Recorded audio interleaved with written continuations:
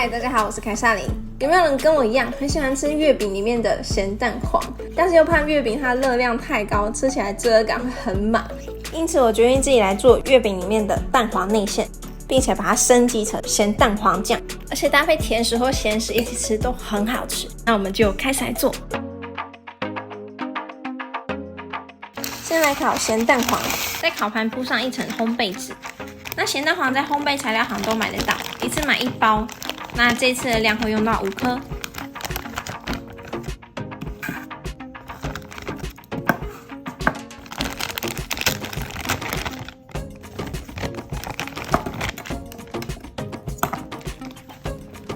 把粘住的蛋黄分开来放置。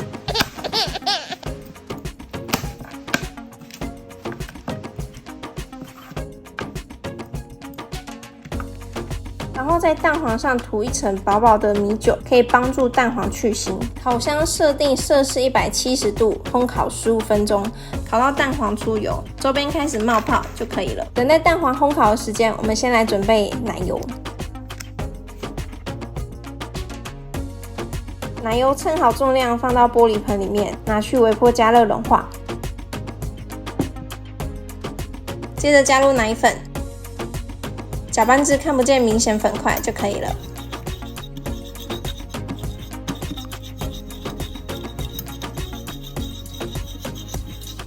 再来添加炼乳，这个配方都没有添加砂糖，所以主要的甜分来源是炼乳。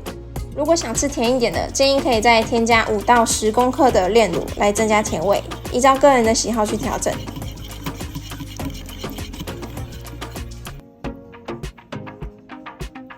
接着加入鲜奶油，再搅拌均匀。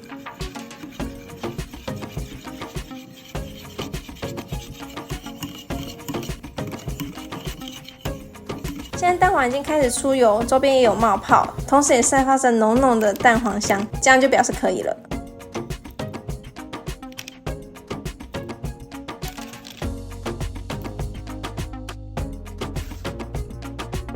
用汤匙跟叉子一起辅助压碎。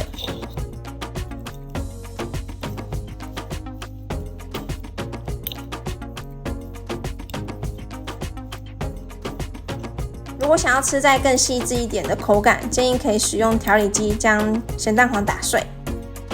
接着再把刚刚的咸蛋黄跟液体材料加在一起，搅拌均匀。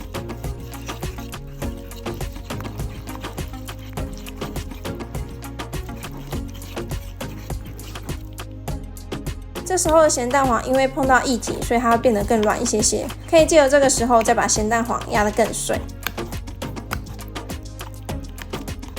搅拌均匀之后就可以装罐了。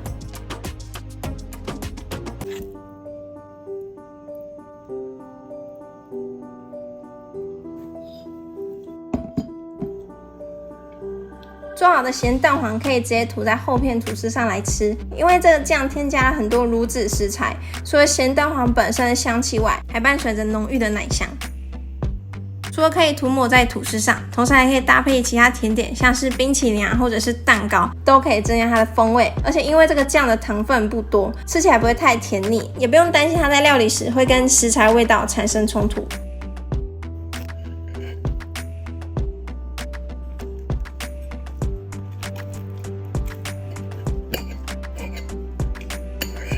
那我刚把这个涂好酱的吐司拿去烘烤，吃起来口感都会变得更香更浓郁，真的很适合当做早餐或者是宵夜的点心。那这个酱我就把它拿到冰箱冷藏去保存，建议2周内吃完会比较新鲜。那今天影片就到这边，喜欢我的影片欢迎帮我按赞订阅，也欢迎分享给你身边所有爱吃咸蛋黄的朋友。我们下次见，拜拜。